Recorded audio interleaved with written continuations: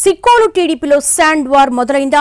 మెల్లిమెల్లిగా పసుపును ఇసుక తుఫాను కమ్మేస్తుందా? పార్టీ అధిష్టానానికి సైతం వార్నింగ్ బెల్స్ మోగుతున్నాయా? ఆధిపత్య పోరుతో కూటమి ఎమ్మెల్యేలు పరస్పరం ఫిర్యాదులు చేసుకుంటూ ఇసుక దందాలో గుట్లు బయట పెట్టేసుకుంటున్నారా? ఇసుక చుట్టూ మొదలైన టామ్ అండ్ జెర్రీ వార్ ఏంటి? ఎమ్మెల్యేల ఇసుక దందాలు ఎలా జరుగుతున్నాయి? వంశధార, నాగావళి నదులు ఉమ్మడి శ్రీకాకుళం జిల్లాలో కూటమి నేతలకు కాసుల పంట పండిస్తున్నాయన్న ఆరోపణలు వెల్లువెత్తుతున్నాయి. తిలా పాపం తలా పిడికడన్నట్టుగా చాలా మంది ఎమ్మెల్యేల అనుచరులు ఇసుక దందా నడిపిస్తున్నట్టుగా సమాచారం. ఇక్కడ చిన్న గీత పెద్ద గీత తేడాలు తప్ప అన్ని ఆతాను ముక్కలే అన్నది లోకల్ టాక్. ముందు మనం బరంపురం అంటూ వ్యాపారం మొదలుపెట్టిన కూటమి ఎమ్మెల్యేలు తర్వాత లెక్కల్లో తేడాలు రావడంతో ఒకరిపై ఒకరు ఫిర్యాదులు చేసుకుంటూ లారీలను పట్టిస్తున్నారట. దీంతో అధికారులు అడకత్తెరలో పోకచెక్కల మాదిరి నలిగిపోతున్నట్టుగా చెప్పేసుకుంటున్నారు.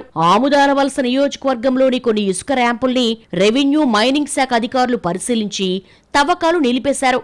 అందుకు ప్రతిగా గారా, నరసన్నపేట మండలాల పరిధిలోని ర్యాంపుల నుంచి ఇసుకను విశాఖ తరలిస్తున్న లారీలపై చర్యలు తీసుకోవాలంటూ మరో వర్గం ఫిర్యాదు చేసిందట. ఆ మేరకు జిల్లా సరిహద్దు చెక్పోస్టు పైడి భీమవరం వద్ద 28 లారీలను అధికారులు ఆపేసినట్టుగా తెలిసిందే. దీంతో ఆవుల కుమ్ములాటలో లేగదోడలు బలైనట్టుగా మారిపోయింది మా పరిస్థితి అంటూ వాపోతున్నారట లారీ ఓనర్స్. అటు పురుషోత్తమపురం, ముద్దాడపేట ర్యాంపులను క్లోజ్ చేయించారు. ఇలా ఉమ్మడి జిల్లాలో ఇసుక అక్రమ వ్యాపారం ఓ సామ్రాజ్యంలా విస్తరించిందన్న టాక్ నడుస్తోంది. ప్రత్యేకించి కూటమి ఎమ్మెల్యేలు తోడుకోవడం, అమ్ముకోవడం అన్న సింగిల్ పాయింట్ ఎజెండాతోనే పనిచేస్తున్నారన్న ఆరోపణలు పెరుగుతున్నాయి. సగటున రోజుకు 200 లారీలు విశాఖపట్నం వెళ్తున్నాయంటే సిక్కోలు శాండ్ దందా ఏ రేంజ్ లో ఉందో అర్థం చేసుకోవచ్చని అంటున్నారు పరిశీలకులు. ఉచిత ఇసుక విధానంలో ఉన్న లోపాలను తమకు అనుకూలంగా మార్చుకుంటున్నారట ఎమ్మెల్యేలు.